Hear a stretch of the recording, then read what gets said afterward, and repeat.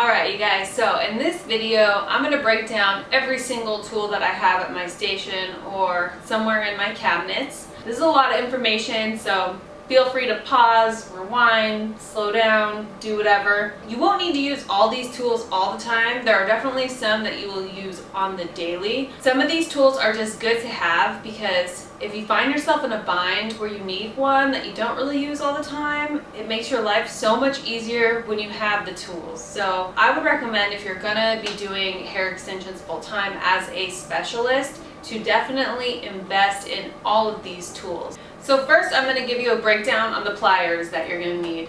You need pliers as a hair extension specialist because beads come in many different forms. They come in aluminum and copper, and they have some with silicone in them. We'll get there soon. First I'm going to go over the pliers you're going to need.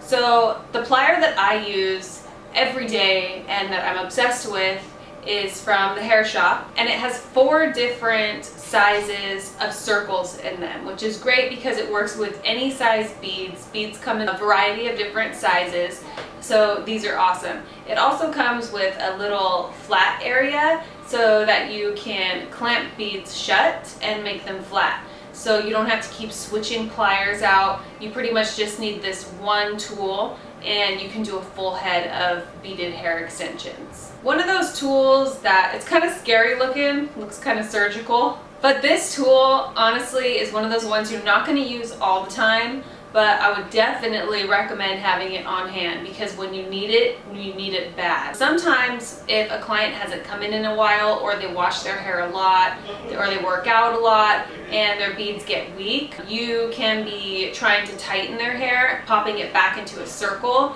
but instead of